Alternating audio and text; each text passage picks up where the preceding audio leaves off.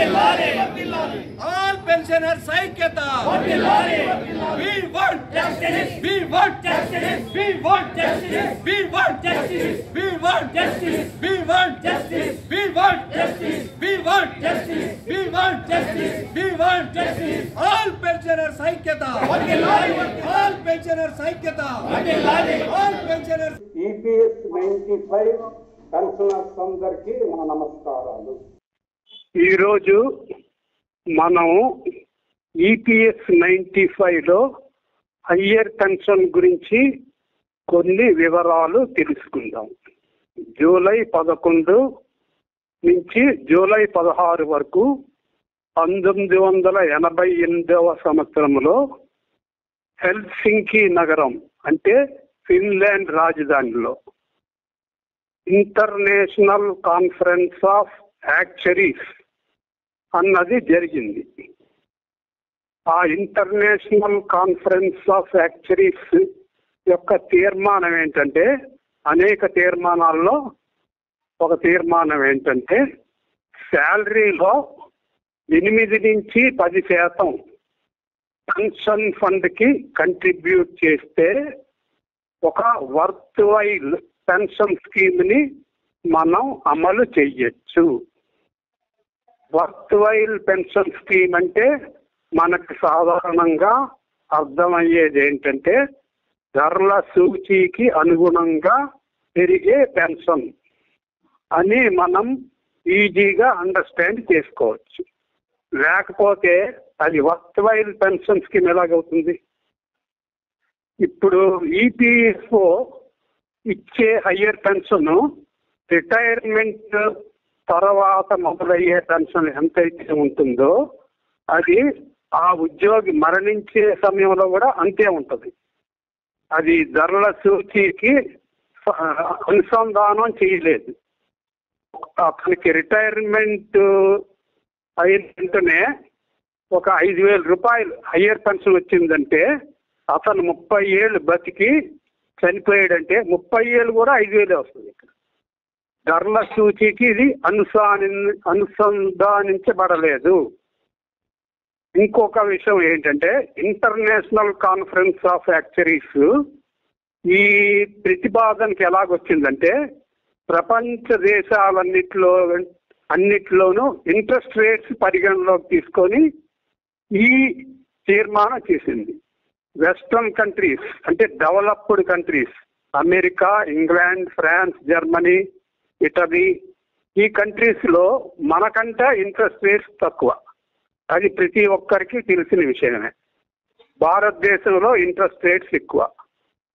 జపాన్లో అయితే మనం బ్యాంకులో ఏదైనా డబ్బు దాస్తే బ్యాంకుకి మనం తిరిగి డబ్బులు కట్టాలి. అంటే మన డబ్బుని వాళ్ళు బ్యాంకులో సేఫ్గా దాచినందుకు మనమే వాళ్ళకి డబ్బులు కట్టాలి. అటువంటప్పుడు ఈపీఎస్ 95 కార్పస్ ఇప్పుడు ఏదైతే సుమారుగా 9 లక్షల కోట్లు ఏదైతే ఉందో, ఇది అమెరికాలో బ్యాంకుల్లో ఇన్వెస్ట్ చేస్తే తక్కువ ఇంట్రెస్ట్ వస్తుంది. ఇండియాలో ఇన్వెస్ట్ చేస్తే బ్యాంకుల్లో ఎక్కువ ఇంట్రెస్ట్ వస్తుంది. జపాన్లో ఇన్వెస్ట్ చేస్తే ఎంప్లాయీస్ ప్రావిడెంట్ ఫండ్ ఆర్గనైజేషనే తిరిగి వాళ్ళకి డబ్బులు కట్టాలి. ఎందుకంటే 9 లక్షల కోట్లని సురక్షితంగా జపాన్ బ్యాంకులు దాచినందుకు. మరి అటువంటప్పుడు మన ఎంప్లాయీస్ 8.33% ఆన్ ఫుల్ వేజెస్ అంటే ఒక ఎంప్లాయీకి ₹1,00,000 పే ప్లస్ డిఏ ఉంటే దాని మీద ఎంప్లాయీ 8.33% కట్టడానికి రెడీగా ఉన్నాడు. అది కాకుండా 15,000 తప్పించి మిగిలిన 85,000 మీద కూడా 1.16% గవర్నమెంట్ తరఫున కట్టడానికి రెడీగా ఉన్నాడు. అంటే ₹1,00,000 మీద సుమారుగా 9.49% ఎంప్లాయీ కంట్రిబ్యూషన్ కట్టడానికి రెడీగా ఉన్నాడు. అతను అడుగుతున్నది ఏంటి? Higher pension. ఇటువంటి హయ్యర్ పెన్షన్ రిటైర్మెంట్ అయిన తర్వాత ఎంత ఉంటుందో మరణించే వరకు అంతే ఉంటుంది. దాని గురించి అతను 9.49% ఆన్ ఫుల్ వేజెస్ కంట్రిబ్యూషన్ కట్టడానికి రెడీగా ఉన్నాడు. కానీ ఈపీఎఫ్ఓ ఇది సాధ్యం కాదు, హయ్యర్ పెన్షన్ ఇవ్వలేము అని కోర్టుల చుట్టూ 18 ఏళ్ళు వాళ్ళు కోర్టుని ఆశ్రయించి ఫైనల్ డెసిషన్ రావడానికి 18 ఏళ్ళు పట్టింది. హయ్యర్ పెన్షన్ ఈపీఎఫ్ఓ స్టాప్ చేసింది 1 డిసెంబర్ 2004. మనకి ఫైనల్ డెసిషన్ ఎప్పుడు వచ్చింది? 4 నవంబర్ 22. అంటే ఇంచుమించు 18 ఏళ్ళు కోర్టుల చుట్టూ తిరిగి ఈ సమస్య ఒక కొలిక్కి వచ్చింది. 4 నవంబర్ 22 జడ్జిమెంట్ కూడా 1/9/2014 కంటే ముందు రిటైర్ అయిన వాళ్ళకి, అంటే ముందు 58 ఏళ్ళు నిండిన వాళ్ళకి హయ్యర్ పెన్షన్కి అర్హత లేదు అని తీర్మానం చేసింది. తర్వాత వాళ్ళకి మాత్రమే హయ్యర్ పెన్షన్ ఇచ్చింది.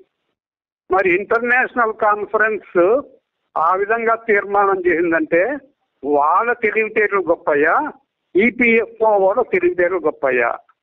మీరు మన పెన్షనర్స్ అంతా జాగ్రత్తగా ఆలోచించవలసిన విషయం ఇది. ఇంటర్నేషనల్ కాన్ఫరెన్స్ 8 to 10% కడితే worth while pension scheme run చేయొచ్చు అని చెప్తుంది.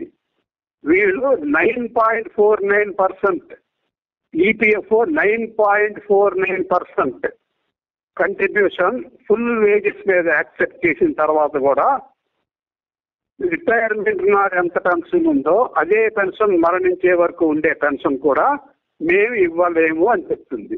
అంటే ఎవరి తెలివితేటలు గొప్పయి అన్నది పెన్షనర్స్ నిర్ణయించుకోవాలి. అంటే ఇంటర్నేషనల్ కాన్ఫరెన్స్ ఆఫ్ యాక్చురీస్ తెలివితేటలు గొప్పయా, ఈపీఎఫ్ఓ తెలివితేటలు గొప్పయా అన్నది మనం నిర్ణయించుకోవాలి. ఇంకొక రెండో విషయం ఏంటంటే 1991లో సెంట్రల్ బోర్డ్ ఆఫ్ ట్రస్టీస్ ఒక సమావేశం జరిపి పెన్షన్ స్కీమ్ ని మనం అమలు పరుద్దామని వాడు ఒక తీర్మానం చేశారు. చేసి ఇది 16/11/95 నాడు అమలు చేశారు. అంటే వీళ్ళు 4 సంవత్సరాల పైబడి హోంవర్క్ చేసిన తర్వాత ఈ స్కీము అమలు చేశారు. అంటే ఈ 4 సంవత్సరాల పైబడి స్కీమ్ యొక్క బాగోగులు, లాభ నష్టాలు అన్నీ విచారించి సమగ్రంగా ఈ స్కీమ్ అమల్లోకి తీసుకొచ్చారు 16/11/95 నాడు. 16/11/95 తర్వాత 50 రోజుల తర్వాత 5th జనవరి 1996 నాడు అన్ని పేపర్లలో వాడు సందేహాలు సమాధానాలు అని ఒక శీర్షిక రిలీజ్ చేశారు వాళ్ళు ఈపీఎఫ్ఓ. ఇది తెలుగు పేపర్లోనూ వచ్చింది, తమిళ పేపర్లో వచ్చింది, ఇంగ్లీష్ పేపర్లో వచ్చింది, అన్ని పేపర్లో వచ్చింది. మనం ఇప్పుడు 5th జనవరి 1996 ఈనాడు చూసినా, ఆంధ్రజ్యోతి చూసినా, హిందూ చూసినా, ఇండియన్ ఎక్స్ప్రెస్ చూసినా మనకి ఈ సందేహాలు సమాధానాలు అన్న శీర్షిక అంటే ఆ ఆర్టికల్ అనేది మనకు కనిపిస్తుంది అన్నమాట. ట్రిబ్యూన్ అనే డైలీ, ఇంగ్లీష్ డైలీ చండీగఢ్ నుంచి పబ్లిష్ అవుతుంది. దాంట్లో పబ్లిష్ చేసిన ఈ ఆర్టికల్ కటింగ్ నా దగ్గర ఉంది ఇప్పుడు. అందువలన ఈపీఎఫ్ఓ ఇచ్చిన సందేహ నివృత్తిలో ఒక ఐటెం ఏంట్రా అంటే మేము హయ్యర్ పెన్షన్ ఇస్తామని వాళ్ళు అందులో స్పష్టం చేశారు. ఫస్ట్ అంటే ఈపీఎస్ 95 స్కీమ్ 16/11/95 నాడు అమలు చేసిన 50 రోజులకే ఎంప్లాయీస్ ప్రావిడెంట్ ఫండ్ ఆర్గనైజేషన్ మేము హయ్యర్ పెన్షన్ ఇస్తామని తీర్మానం చేశారు. ఈ తీర్మానం తర్వాత గవర్నమెంట్ ఆఫ్ ఇండియా పార్లమెంట్ లో 28 ఫిబ్రవరి 1996 నాడు మేము హయ్యర్ పెన్షన్ ఇస్తామని వాళ్ళు ప్రకటన చేశారు. హయ్యర్ పెన్షన్ తో పాటు commutation option, return of capital option కూడా వాళ్ళు పార్లమెంట్ లో అనౌన్స్ చేశారు. ఈ అనౌన్స్మెంట్ కి అనుగుణంగా 16th మార్చ్ 1996 నాడు గెజిట్ నోటిఫికేషన్ వచ్చింది. ఇప్పుడు 96లో ఇప్పుడు అభివృద్ధి చెందినంతగా ఐటీ రంగం అభివృద్ధి చెందలేదు. అప్పుడు ఏంటంటే సర్క్యులర్ చూసే మనం ఏ విషయమైనా తెలుసుకోవాలి. సర్క్యులర్ కూడా పోస్ట్లో వచ్చి పోస్ట్లో మన ఆఫీస్కి వస్తే మనం ఆ సర్క్యులర్లో ఏముంది అన్నది తెలుసుకోగలుగుతాం. అంతే తప్పించి అది కాకుండా న్యూస్ పేపర్ ద్వారా మాత్రమే మనకు తెలుసుకునే అవకాశం ఉందన్నమాట. అందువలన చాలా మందికి ఈ హయ్యర్ పెన్షన్ గురించిన సమాచారం లేకపోవడం వలన దేశం మొత్తం మీద 100కి 2% మాత్రమే హయ్యర్ పెన్షన్ యొక్క ఆప్షన్ ఇవ్వగలిగారు. ఓన్లీ 2%. ఈ విషయంలో కంపెనీ మేనేజ్మెంట్స్ కూడా అవగాహన క్లాసులు ఏవి కండక్ట్ చేయలేదు. జనరల్గా కంపెనీల్లో ట్రైనింగ్ కాలేజెస్ ఉంటాయి. ఆ ట్రైనింగ్ కాలేజెస్లో హయ్యర్ పెన్షన్ గురించి కానీ ETS 95 స్కీమ్ గురించి కానీ అవగాహన క్లాసులు కండక్ట్ చేయడంలో వాళ్ళు ఖచ్చితంగా ఫెయిల్ అయ్యారు. అందుచేత చాలా మందికి తెలియక హయ్యర్ పెన్షన్కి చాలా మంది ఆప్షన్ ఇవ్వలేదు. దీని తర్వాత ఏంటంటే 16th March 1996 నుంచి 30/11/94 వరకే హయ్యర్ పెన్షన్స్ EPFO యాక్సెప్ట్ చేసింది. 1st December 2004 నుంచి వాళ్ళు యాక్సెప్ట్ చేయడం స్టాప్ చేశారు. ఈ యాక్సెప్ట్ చేయడం స్టాప్ చేయడం ఎటువంటిదంటే వాళ్ళ ఇంటర్నల్గా డెసిషన్ తీసుకొని స్టాప్ చేశారు.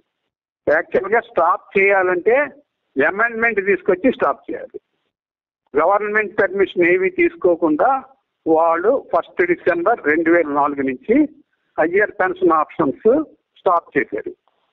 స్టాప్ చేసి వాళ్ళు 2016, 2017 వార్షిక నివేదికలో వాళ్ళు ఏం చెప్తున్నారంటే హయ్యర్ పెన్షన్ అనేది గవర్నమెంట్ లాభ నష్టాలు విచారించకుండా 28 ఫిబ్రవరి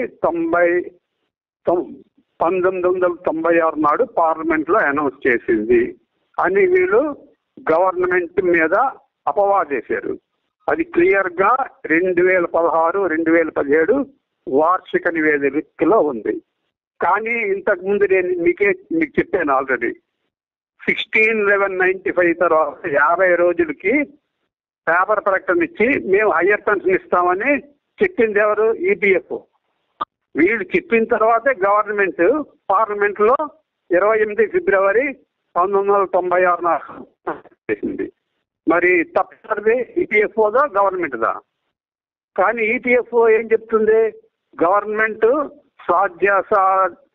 అసాధ్యాలు విచారించకుండా హయ్యర్ పెన్షన్ ఇస్తామని అనౌన్స్మెంట్ చేసింది అని 2016, 2017 వార్షిక నివేదికలో చెప్తుంది. ఆ విధంగా అదే వార్షిక నివేదికలో ఇంకో విషయం కూడా చెప్పింది EPFO.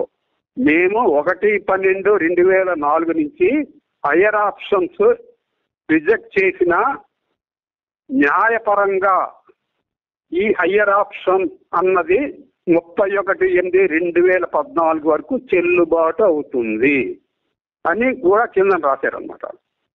అంటే 1/12/2004 నుంచి వీళ్ళు హయ్యర్ ఆప్షన్స్ రిజెక్ట్ చేయడం అనే చర్య న్యాయబద్ధంగా లేదు అని ఖచ్చితంగా వాళ్ళే ఒప్పుకున్నారు. అది వాళ్ళు ఇంటర్నల్ డెసిషన్, హయ్యర్ అథారిటీస్ని సంప్రదించకుండా వాళ్ళంతటా వాళ్ళు డెసిషన్ తీసుకొని హయ్యర్ ఆప్షన్స్ యాక్సెప్ట్ చేయడం స్టార్ట్ చేశారన్నమాట. ఇంకా ఇంకొక ఇది బ్యాక్గ్రౌండ్ హిస్టరీ అన్నమాట. తర్వాత హయ్యర్ ఆప్షన్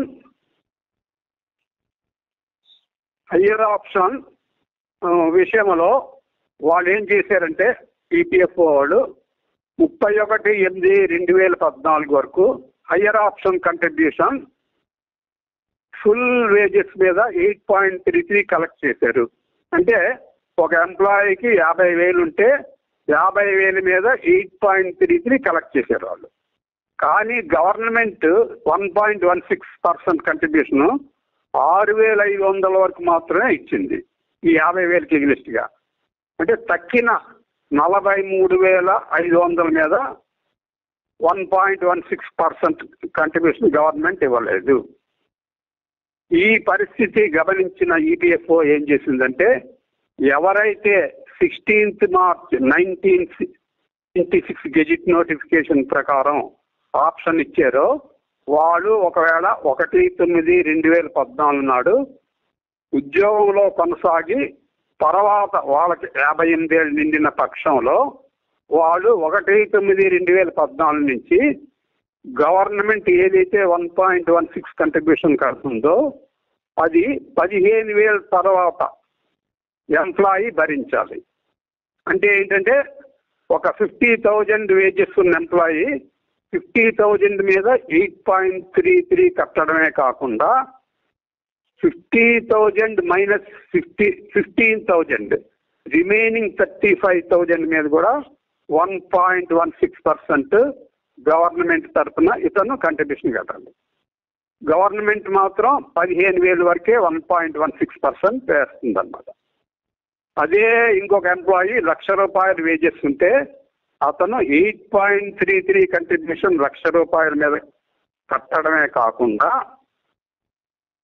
1,00,000 మైనస్ 15,000 అంటే 85,000 మీద కూడా 1.16% కంట్రిబ్యూషన్ కట్టాలి. ఆ విధంగా 16 మార్చ్ 1996 నాడు గెజిట్ నోటిఫికేషన్ ప్రకారం ఆప్షన్ ఇచ్చిన ఎంప్లాయీస్ ఆల్రెడీ కట్టేసారు. ఆ విధంగా కట్టేసి వాళ్ళు 2017లోనో 2018లోనో 2019లోనో రిటైర్ అయ్యారు. వాళ్ళ బర్త్ డేటా ప్రకారం వాళ్ళు సబ్సిక్వెంట్గా రిటైర్ అయిపోయారు. వాళ్ళకి పెన్షన్ పేమెంట్ ఆర్డర్స్ ఇష్యూ అయిపోయి వాళ్ళు హయ్యర్ పెన్షన్ తీసుకుంటున్నారు. వాళ్ళ దగ్గర వాళ్ళకి ఏ విధంగా హయ్యర్ పెన్షన్ ఫార్ములా తయారు చేశారంటే last 60 months average wages before attaining 58 years ఆ విధంగా పెన్షన్ ఫార్ములా తయారు చేసి వాళ్ళకి ఆల్రెడీ పెన్షన్ ఆర్డర్స్ ఇచ్చేసారు. చాలా మందికి ఎవరెవరికైతే అర్హత ఉందో వాళ్ళందరికీ ఇచ్చేసారు అన్నమాట. ఇప్పుడు అదే 1/9/2014 కంటే ముందు హయ్యర్ ఆప్షన్కి ఎలిజిబిలిటీ ఉండి ఎవరైతే రిటైర్ అయ్యారో వాళ్ళకి లాస్ట్ 12 months యావరేజ్ మీద పెన్షన్ క్యాల్కులేట్ చేసి వాళ్ళకి హయ్యర్ పెన్షన్ పేమెంట్ చేశారు. ఇప్పుడు సుప్రీంకోర్టు 4th November నాడు హయ్యర్ పెన్షన్కి అర్హత ఎవరికి ఇచ్చిందంటే 1/9/2014 నాడు ఎవరైతే సర్వీసులో ఉండి సబ్సీక్వెంట్గా 58 ఏళ్ళు ఎవరికైతే నిండుతాయో వాళ్ళకి హయ్యర్ పెన్షన్కి అర్హత ఇచ్చింది. అర్హత ఇచ్చిందంటే ఏ విధంగా ఇచ్చింది? ఆల్రెడీ గెజిట్ నోటిఫికేషన్ ప్రకారం ఆప్షన్ ఇచ్చి 1/9/2014 నాడు ఎవరైతే సర్వీస్లో ఉన్నారో వాళ్ళకి ఏ విధంగా లెక్కించారో ఆ విధంగా వీళ్ళకు కూడా లెక్కించాలని జడ్జిమెంట్ ఇచ్చింది. కానీ ఈపీఎఫ్ఓ ఏం చేస్తుంది? ఇప్పుడు 1/9/2014 నాడు సర్వీసులో ఉండి తర్వాత 58 ఏళ్ళు నుండి 1996 March 16 గెజిట్ ప్రకారం ఆప్షన్ ఇచ్చిన వాళ్ళకి ఒక పద్ధతి, సుప్రీం కోర్టు ద్వారా హయ్యర్ పెన్షన్ అర్హత సాధించిన వాళ్ళకి అదే 1/9/2014 నాడు సర్వీసులో ఉండి తదుపరి 58 ఏళ్ళు నిండిన వాళ్ళకి ప్రోరాటా బేసిస్ అని ఒక కొత్త ఫార్ములా తీసుకొచ్చింది అన్నమాట. మరి సుప్రీంకోర్టు ఏం చెప్తుంది నీకు? 16th March గెజిట్ నోటిఫికేషన్ ప్రకారం ఎవరైతే ఆప్షన్ ఇచ్చారో వాళ్ళతో సమానంగా పెన్షన్ ఇయ్యి, వాళ్ళకి ఏ ఫార్ములా అప్లై చేసేవో అదే ఫార్ములా వీళ్ళకి కూడా అప్లై చేయని చెప్తుంది. కానీ వీళ్ళేం చేస్తున్నారు? వాళ్ళకు ఒక ఫార్ములా, వీళ్ళకి ఒక ఫార్ములా. వాళ్ళకి లాస్ట్ 60 months వేజెస్, వీళ్ళకి ప్రోరాటా బేసిస్లో పెన్షన్ ఇస్తామని చెప్తున్నారు. అంటే 1/9/2014 నాడు ఒక ఎంప్లాయీ ఉన్నాడు. అప్పుడు 16th March 1996 గెజిట్ ప్రకారం ఆప్షన్ ఇచ్చాడు. అతనికి 31 October 2017 నాడు 58 ఏళ్ళు ఉంది. అతనికి లాస్ట్ 60 months వేజెస్ మీద పెన్షన్ క్యాల్కులేట్ చేసి హయ్యర్ పెన్షన్ అతను పెన్షన్ పేమెంట్ ఆర్డర్ ఇష్యూ చేశారు. అతనికి 2017 November నుంచి పెన్షన్ ఇస్తుంది ఆల్రెడీ. అంటే ఇప్పటికి 7 ఏళ్ళ నుంచి అతను పెన్షన్ తీసుకుంటున్నాడు. అటువంటి వ్యక్తే 1/9/2014 నాడు సర్వీసులో ఉండి 31 అక్టోబర్ 2015 నాడు రిటైర్ అయ్యి పూర్వకాలం gazette notification 16th March 1996 gazette notification ప్రకారం ఆప్షన్ ఇవ్వకుండా కోర్టును ఆశ్రయించిన వ్యక్తికి 4th November నాడు 2022 నాడు సుప్రీంకోర్టు అతనికి హయ్యర్ ఆప్షన్కి ఎలిజిబిలిటీ ఇచ్చింది. అప్పుడు ఏం చేయాలి? అతను కూడా లాస్ట్ 60 months వేజెస్ మీదే ఆప్షన్ ఇవ్వాలి కదా, హైయర్ ఆప్షన్ క్యాల్కులేట్ చేయాలి కదా. అలా చేయకుండా ప్రోగ్రామ్ బేసిస్ లో మేము చేస్తాం అని అంటున్నారు. అంటే సమకాలికులకి ఒకలాగా ఇంకొకటికి ఒకలాగా వీళ్ళు క్యాల్కులేట్ చేస్తున్నారు అన్నమాట. ఈ విషయంలో ఆల్రెడీ కేరళ నుంచి ఒక అతను కేరళ హైకోర్టులో రిట్ పిటిషన్ దాఖలు చేస్తే అక్కడ పిఎఫ్ కమిషనర్ గారు కోర్టులో హాజరయ్యి మేమిది ఒక ప్రతిపాదనే చేసాము, దీనికి తుది రూపం ఇంకా ఇవ్వలేదు అని వాడు కోర్టు ముందు చెప్పారు. ఇంకా వాదోపవాదాలు జరగవలసి ఉందన్నమాట. ఇది ఈరోజు టాపిక్.